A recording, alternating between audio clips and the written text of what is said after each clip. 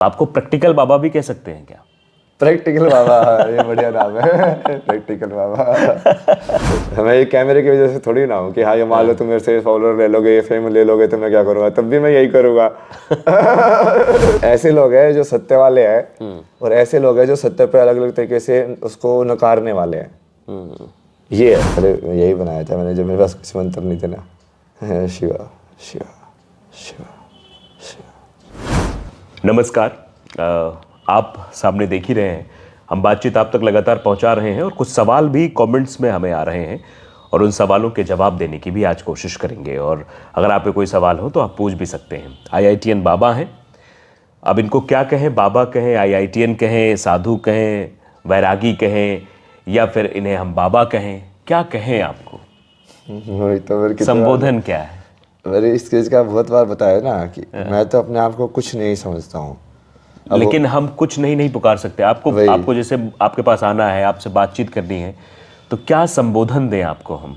वो अपने हिसाब से देख सकते हैं ना लोग। वो संबोधन तो रिलेटिव है चूंकि, तो आपको वही जैसे वो चूंकि वो क्वालिटी तो सारी क्वालिटी है ना उसमें। जैसे आप बाबा बोलोगे तो हाँ वैराग्य के हिसाब से तो है, ज्ञान के हिसाब से भी हैं कि हाँ भाई बाबा मतलब जिसको ब्रह्म ज्ञान प्राप्त है, हाँ तो ज्ञान के हिसाब से तो है। बट वो यदि बोलोगे कि हाँ सन्यास या ये सब किया है कि नहीं किया, तो वैसा कुछ किया नहीं है क्योंकि उस चीज़ की जरूरत ही नहीं पड़ी हमें। अच्छा, दो चीज़ें होती हैं, एक प्रैक्टिकल होता है, एक थ्योरेटिकल होता है।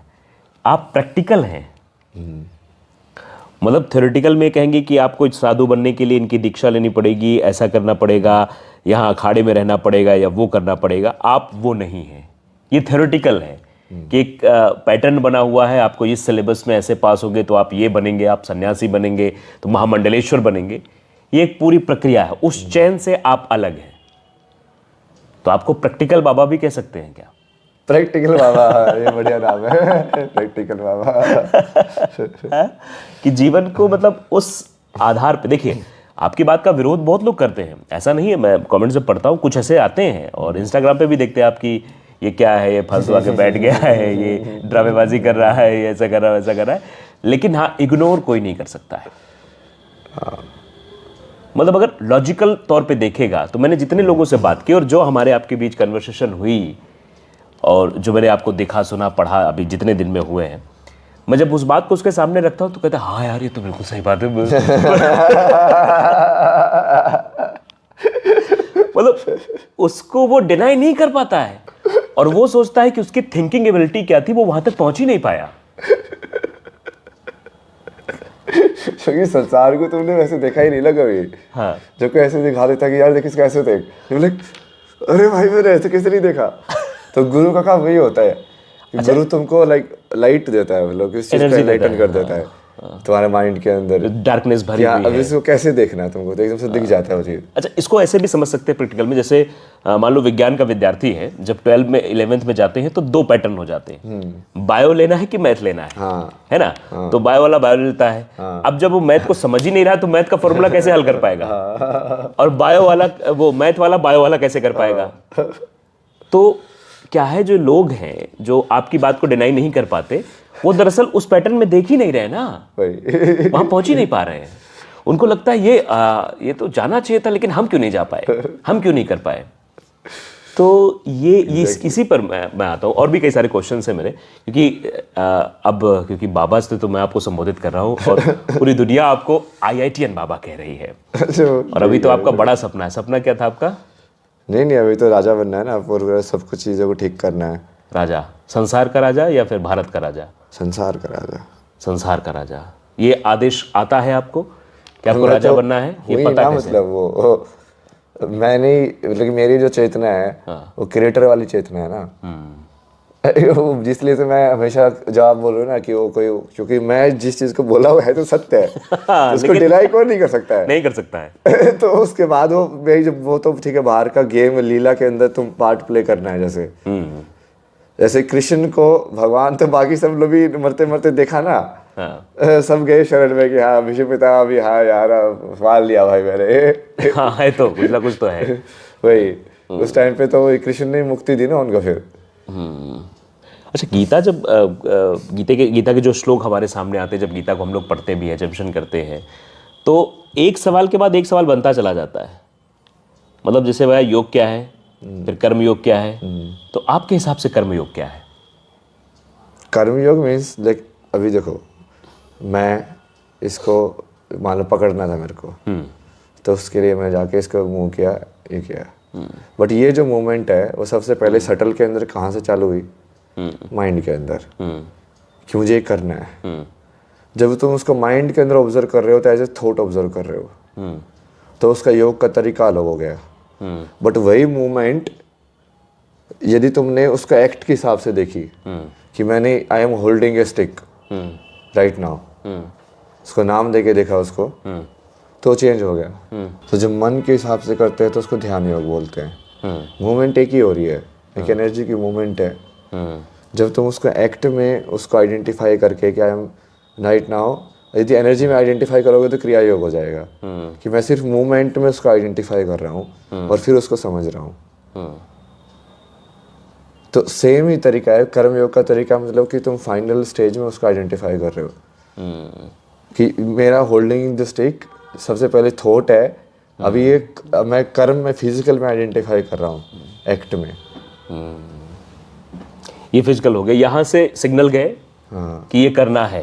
फिर वो आपने कर लिया, वो एनर्जी रिलीज हुई, एनर्जी गई हो जहाँ पे गया कि हाँ मसल से कैसे घुमाना है, क्रिया हुई, और फिर कर्म योग हो गया। फिर कर्म योग हो गया, जो फिजिकली बाहर से दिख रहा है, जो फिजिकली बाहर दिख रहा है कि तुम ये कर रहे हो। एक्चुअल में तो जैसे तो सारे दिन मान लो जो एक इंसान जो कंप्यूटर पे काम करता है वो क्या करता है, ये टप टप टप टप टप टप। नहीं मतलब ये कर रहा है, टप टप टप टप भी क्या है, ये कर रहा है, मतलब उसके अंदर तो यही हो रहा है, उसकी मसल मूवमेंट तो ये क्रिया तो यही है ना, लेकिन सिग्नल तो वहीं से आ रहा है, एनर्जी वहीं से रिलीज हो रही है। हाँ तो मैं बता रहा हूँ ना, जैसे अब वो ये कर रहा है, यदि तुम सिर्फ वो सोचोगे कि हाँ वो सिर्फ हाथों को ऐसे हिला रहा है, अब मान लो हाथों को ऐसे हिलाऊं मैं जनरली खड़ा होके, तो लोग पागल समझेंगे। हाँ बिल्कुल। बट वो क्योंकि कर्म में ऐसे लग रहा है कि आप उसको आइडेंटिफाई करके देख रहे हो उसकी क्रिया को, कि नहीं नहीं नहीं ये इस पे ऐसे काम कर रहा है, वो बाहर की वाली चीज के साथ जोड़ के उसको जब तुम देख रहे हो तो वो कर्म में कन्वर्ट हो जाती है वो क्रिया।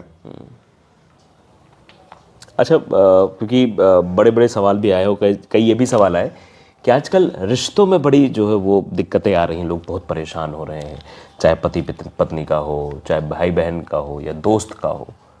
कहाँ ये दिक्कतें कहाँ पैदा हो रही हैं? वो जितनी ज़्यादा इंडिविजुअलिटी बढ़ेगी उतना ज़्यादा फ्रिक्शन बढ़ेगा ना। फिर जितना ज़्यादा तुम एम्पावरमेंट के नाम पे ईगो को एम्पावर करते रहोगे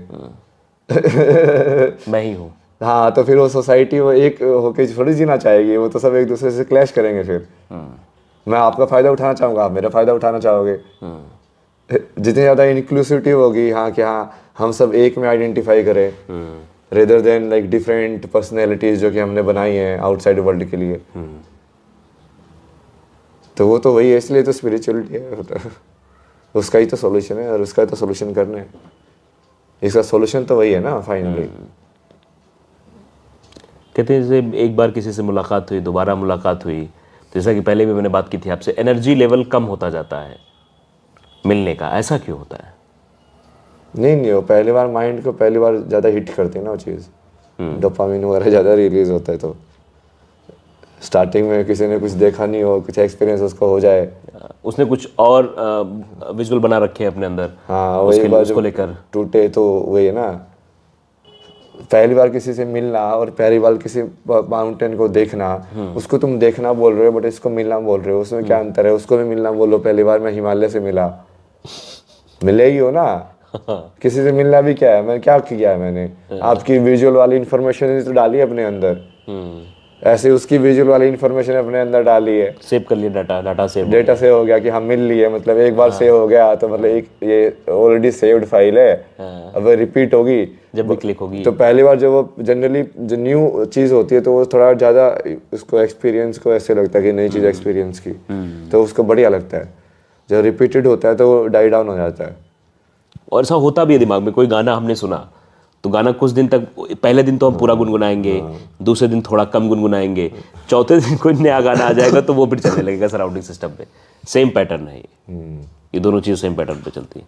अच्छा, क्योंकि सवाल जो है वो बहुत वृहद होते जा रहे हैं, तरह तरह की आप पर बातें उठ रही हैं कह रहे हैं कि लोग ये भी कहते हैं कि ये हमको लगता है बूटी ले लेता है उसके बाद जो है ऐसा हो जाता है, और मैं भी लेता हूँ तो मेरे मन में भी ऐसे ख्याल आते हैं। तो उनमें और आप में क्या अंतर है? आते हैं तो बढ़िया, तुम भी संत हो, मतलब मैं क्या बताऊँ यार, अंतर क्या है।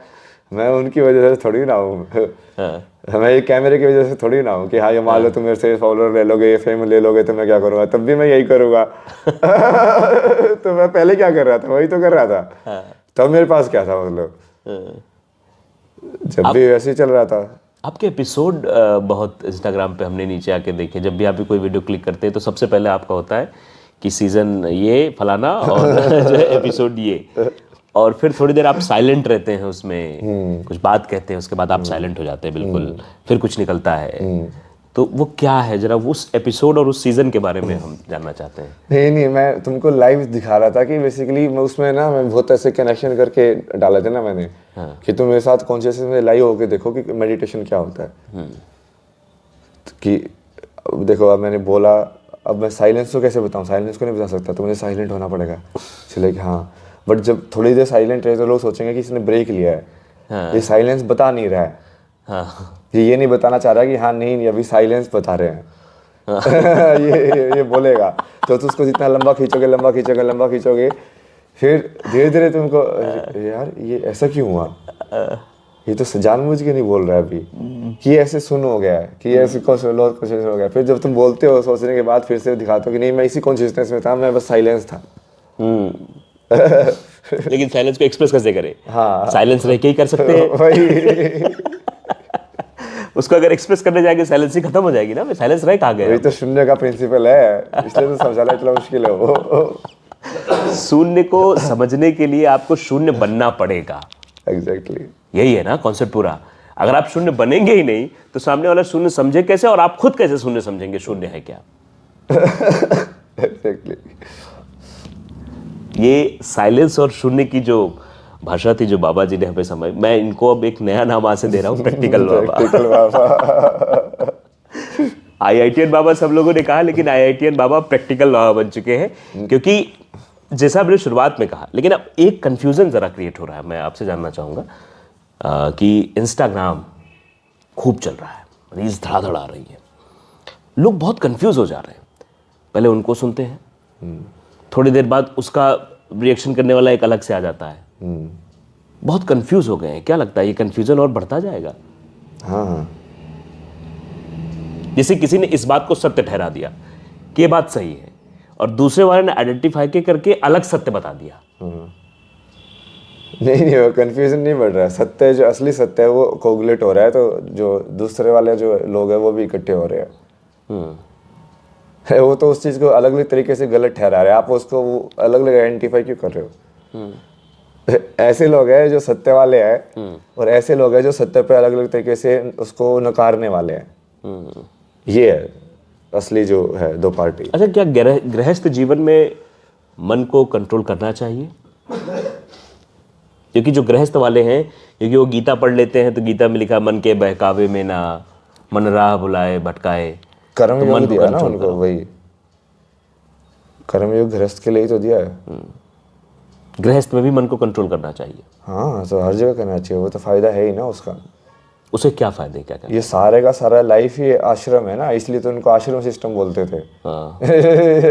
कि वो पूरी लाइफ को ही साधना वाला वो समझो कि हाँ हर एक तुम रोल जी रहे हो, बट वो साधना में जी रहे हो।